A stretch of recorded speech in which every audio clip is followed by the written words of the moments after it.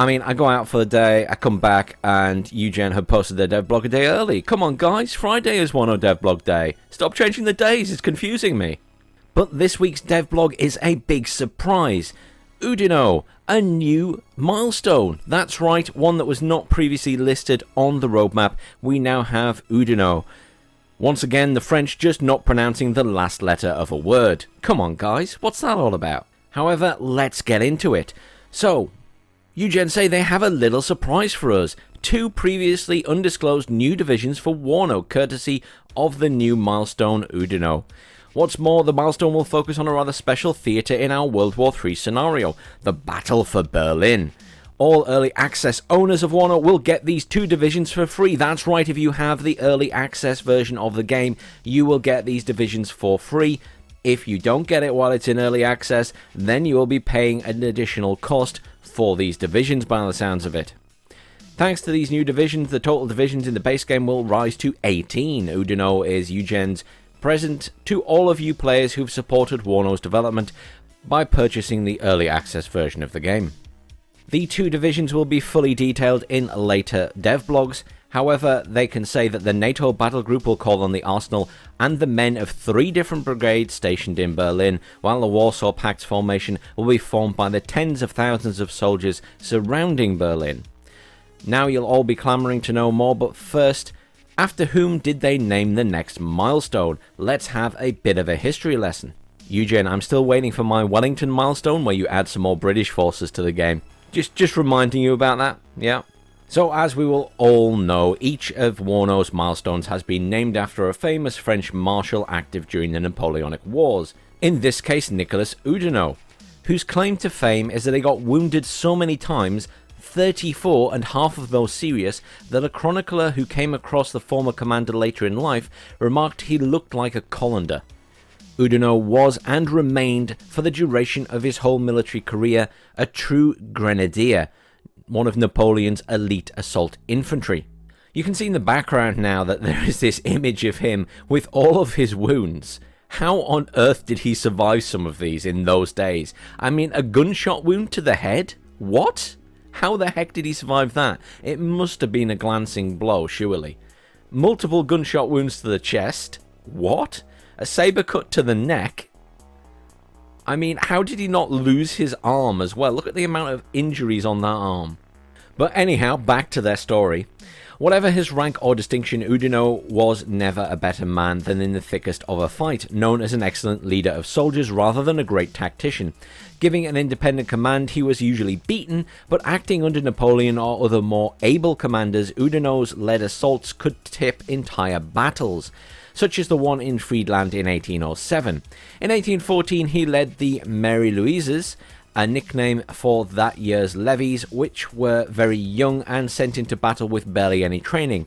In that year, the decrees were signed by the Empress in the absence of Napoleon, hence the name. Oudinot, in a sign of strength during battle, would place himself in the middle of the firing line, showing the young soldiers around him how to load, aim and fire their muskets. Oudinot rallied behind the new French government after Napoleon's deposition and remained loyal even after Napoleon's return. He continued active military service for many years before dying of old age in Paris in 1847. Let's move on to our next heading, a new battle for Berlin. Let's return to the matters at hand. WARNO's next milestone, the Battle for Berlin in 1989, is an exciting war scenario that plays out far beyond the front lines, obviously those being based on the inner German border, whereas Berlin is obviously far to the east of the country. So this is a little bit of a different scenario, with NATO forces being completely surrounded at every side. And as a result of the many factors here, the Battle for Berlin occupies a special place within this World War III storyline.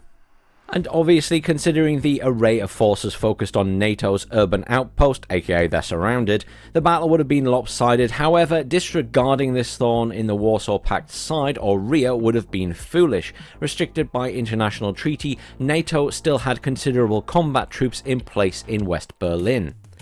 In a brief history, after World War II, the 4 great powers divided Berlin into separate occupied zones, much like the rest of Germany. With a deterioration in the relations between the West and the Soviet Union, the three Western allies, France, the United Kingdom and the United States, merged their sectors and West Berlin was born.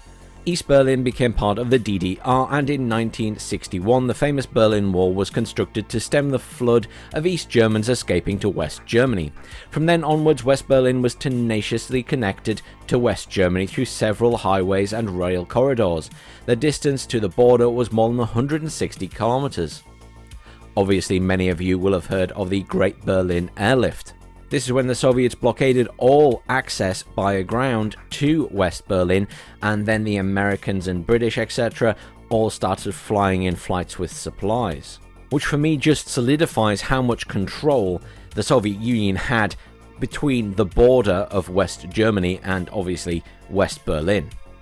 On a side note, I actually visited Berlin for the first time last year, and can I just say it's a really interesting place to visit if you do ever get the chance, just seeing the very different building styles between the east and west of Berlin, and the history, and there's still bits of the wall and things that you can go and look at. Well worth a visit to see that history. There isn't a lot of some of the areas left, like Checkpoint Charlie isn't really what Checkpoint Charlie looked like anymore, for example, but the area is still there. If I can fish them out, I'll stick up some of my holiday snaps so you can see Berlin in its glory. Let's move on to a supersized garrison, the next heading. In the 70s and 80s, treaty limits put restrictions on the size of the 4 occupiers' garrisons. None of them could have more than a mechanized brigade, a company's worth of tanks, within the city of Berlin. Having tens of thousands of Warsaw Pact troops on the perimeter of Berlin, however, the Soviets in East Berlin had no reason to try and stray from the rules. Meanwhile, the Americans, British and French did their best to bend the rules or discreetly break them, and thus increase their forces. For example, the US tank detachment in West Berlin as part of the US Berlin Brigade was officially a company, yet with an upgraded table of organization and equipment, increasing its size by 50% compared to a regular armor company. As the Berlin Infantry Brigade, the Brits had the appropriate number of tanks in their company. Still, they tinkered with most of their APCs, adding Radan turrets to most of them and turning the battle taxis into an additional company of light tanks. And as for the French forces, Françaises à Berlin, they got off lightly by placing a tank battalion instead of a tank company in West Berlin. Maybe the Soviets didn't think too much of the paper-thin AMX-30B that formed the core of this formation, and supposedly the French garrison should have turned in its older AMX-13/90 tanks in 1985, but some say they kept them in storage within the city just in case. So let's take a look at the other side of the wall with the Warsaw Pact forces. While a single Soviet motorized rifle brigade was stationed in East Berlin, an immense force of Warsaw Pact troops was arrayed around West Berlin itself. Mostly made up of East German units, in case of World War III, it was planned to reinforce them with additional Soviet forces, including engineers and artillery. East German police, frontier troops, the KDA soldiers, and other specialized units would have been present as well. And as promised, more information about these two new divisions will come in a future devblog. Safe to say that both divisions will be internationally mixed battle groups. And we have one final little heading, which is Join the Army. At UGen we have a special tradition of allowing players to have their name featured in the game. This is the Join the Army event, and one will come out soon for WARNO. We'll have some limitations and restrictions in place, obviously, but you'll be able to propose a personal name of your choice to be featured in the game with an appropriate army, such as the Americans, Soviet, no, not only Russian, East and West German, which will all use the same list, British and French, and more details will come in the near future. Next they say, see you on the battlefield, and that is everything for this week, but there will be more news on the new milestone coming next week.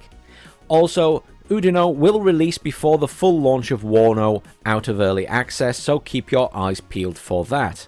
Now, as ever, for those of you who don't have Instagram, I'll stick up a couple of shots from the Instagram page, so stay around now for that. Otherwise, thank you very much for watching. I hope you all have a great weekend and are looking forward to the battle for Berlin. The city where you can get a Berliner donut, which I would just call a jam donut, but they named it after themselves. Moving on from silly trivia, let's have a look at some of the images. This is a lovely shot of a tank titled "The Fourth and Final Horse is Pale." Next up we have another shot of the Army General campaign map, with some graphical improvements to the map from when we last saw it. Obviously this is still work in progress. Following on from that, we have a lovely shot of the SAS, the Special Air Service from the British behind enemy lines. And by the way, what colour is the boathouse at Hereford, they ask. This is a reference to the movie Ronin from 1998 for all you youngsters who've never heard of it. And next up is another shot of the Army General campaign map, once more showing a slightly different area of the map. I must say I do like the look of it, and I am looking forward to playing this Army General mode. I really do need to try out the campaign mode in SD2 as well at some point before this releases. And next up we have a nice shot of one of the tanks hanging around Berlin from the Berlin Infantry Brigade. As ever, thank you for watching, everyone. Please do like, share, subscribe. Have a fantastic weekend, and I'll see you all soon for some more WARNO. We are finally seeing more games coming through for the WARNO League Season 0, so I'll be putting up some casts of that in the coming week. See you all then.